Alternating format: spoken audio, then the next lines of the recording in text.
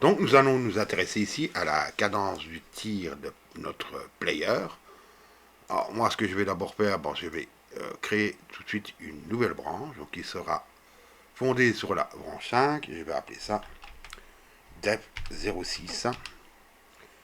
Voilà, je vais la faire create, je vais bien sûr être sûr en faisant un checkout que je suis bien dessus, current branch, je suis bien en développement 6. Donc tout ce qui va se passer sera bien dans mon développement 6. Alors qu'est-ce que nous avons besoin pour générer la cadence de tir de notre player? La première chose que nous allons faire, nous allons modifier un petit peu le script donc, du player ici. Alors, je vais mettre voilà, en agrandissement. Je vais fermer ceci. Nous avons une pute ici.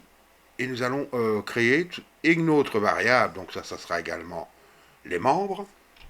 Nous allons appeler ça var can shoot, qui sera de type booléen et qui à la base sera égal à true. C'est-à-dire que le player pourra shooter. Nous allons maintenant aller dans notre section input. Vous avez ici extraction just preset. Et nous allons ici ajouter tout simplement une condition and can shoot. Alors on pourrait stipuler égal à true, mais normalement si on met que can shoot, ça va fonctionner, c'est comme si c'était vrai. Qu'est-ce que je vais faire une fois que je fais mes spawn de laser? Je fais simplement que can shoot est égal à false. Voilà, tout simplement.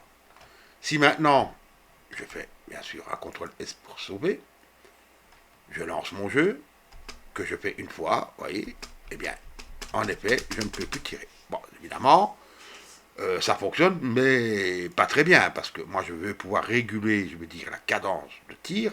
Je ne veux pas, évidemment, l'annuler complètement. Donc, nous avons besoin de quelque chose maintenant pour nous permettre, tout simplement, de pouvoir faire eh bien, le tir à nouveau. Alors, pour cela, nous allons retourner dans notre scène player.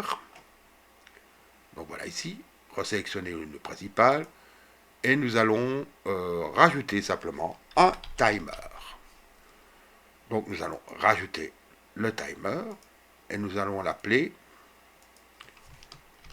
shoot timer.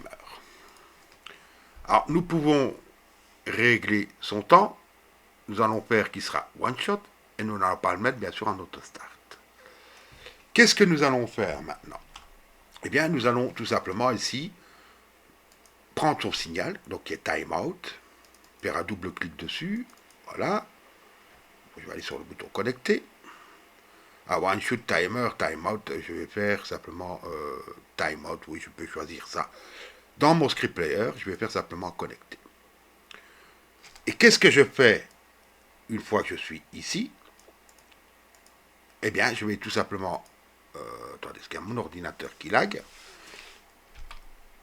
Ah, là, je ne sais plus rien faire. Attendez, voilà, ça va revenir. Donc, je vais faire simplement can shoot est égal à true. Voilà, et ceci va nous permettre de pouvoir de nouveau retirer.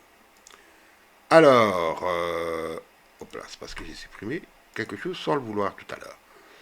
Une fois maintenant que nous avons fait ici également notre can shoot est égal à false, bah, ce qui est important évidemment, c'est de pouvoir réactiver notre timer. Pour l'instant, bah, nous n'y avons pas accès. Donc, dans nos OneReady ici, nous allons simplement faire un clic et déposer en maintenant à la touche CTRL, qui va nous donner voilà, accès directement à la variable shoot timer. Donc, je vais appeler shoot timer tout simplement. Et on va appeler sa méthode start pour le démarrer. Je vais sauver ça. Je vais relancer.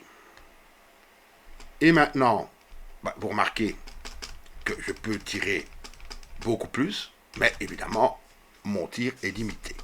Alors, qu'est-ce que je vais faire également ici?